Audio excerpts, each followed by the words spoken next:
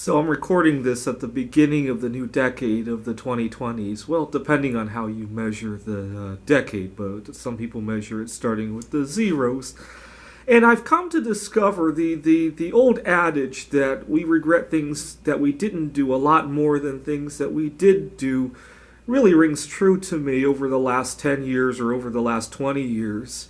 So one of my big regrets is that I didn't get over my fear of flying sooner. So when I was 14 years old, 9/11 happened, and when I was 15 years old, Space Shuttle Columbia exploded, and those two things left a big gouge in my feelings for flying. So I didn't fly for a number of years after that. And at the time, I really didn't think I wanted to fly anyway because my parents would travel to see my grandparents in Taiwan. I had a cousin that was going to school in Vancouver, BC, in Canada, and I didn't think those places were applicable and to what I wanted to do anyhow. At the time, all my friends were in the United States.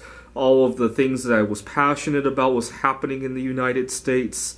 And I just straight up told my parents I'm never going to fly again. And my mom was very upset about that remark. She said, well, I think you should probably try to get over it because you know you have to fly 3 more times in your lifetime and probably within the next 10 to 20 years. I asked her why. And my mom said, well, at the time 3 of my grandparents were alive. And my mom said, don't you think it's your obligation to go to their funerals or even to go visit them when they are sick eventually? And I got very scared at that remark because I realized she was true. And I realized it really was my obligation, but I couldn't get over my fear of flying. Even the thought of that happening 10, 20 years away from then was very frightening.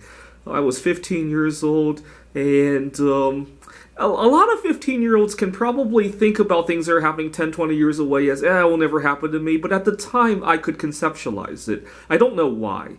So I told my mom, I trust technology. I think by then we'll have a bridge over the Bering Strait. And my dad, he used to work with metals at his job. And he has a degree in chemical engineering, and he just screamed out, that's even more dangerous. You're not even going to survive one trip across the Bering Strait. And I knew he was right, but at the same time, I couldn't get over my fear of flying. And that went on for many years. And then finally, I left the family home to go pursue my PhD. And I got very envious at one of my classmates because by this time I had started to accept the idea of flying. But my classmate had at one point, I know he didn't consistently do it, but at one point he had won a lot of money playing poker. And we had met up for lunch or for something, and he just wanted to show off. And he pulls out his wallet, and he has like $1,000 or $2,000 in cold hard cash. And I just got really envious of that because now that I finally get over my fear of flying, I don't have any money to travel. Now that I'm out of my family's home, I missed all my opportunity to travel with my family to Taiwan.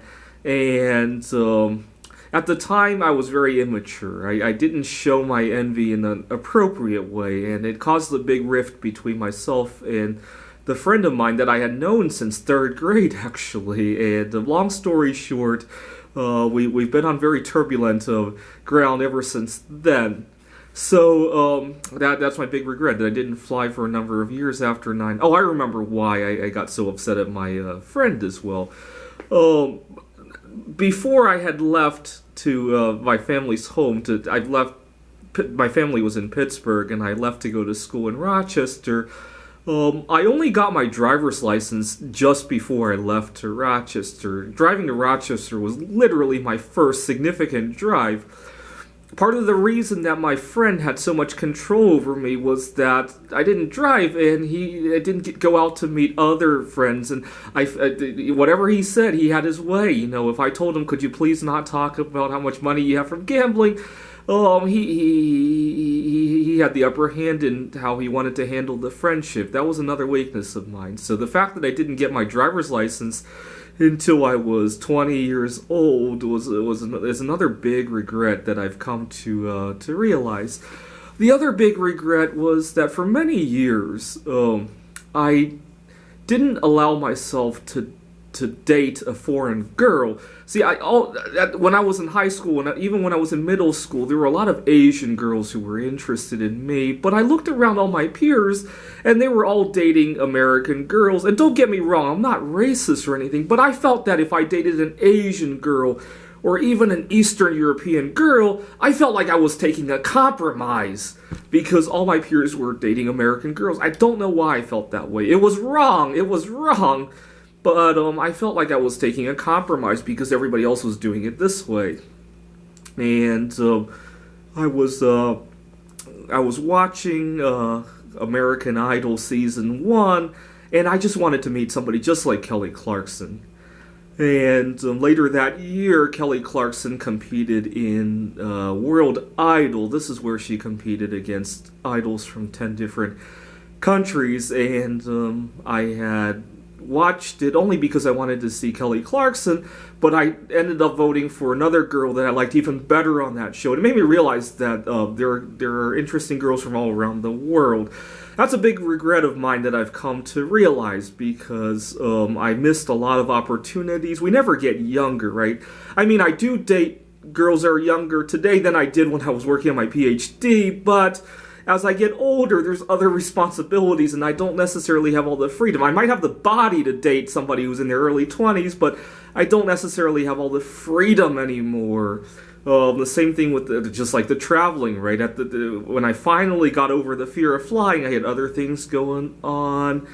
And part of the reason I delayed getting my driver's license was probably because I was busy with writing computer games with another computer science problem that I really loved. It's called Ramsey Theory. And, it's kind of funny. I don't necessarily regret doing the Ramsey Theory or writing the computer games. I just regret not getting the driver's license. So again, you regret things you didn't do, not the ones that you did. So you gotta weigh that, right? So, one thing that I notice when I'm negotiating with people is sometimes I have a habit of saying too much, and it weakens my situation at my job, when I'm trying to ask a girl on a date, or wherever the situation is.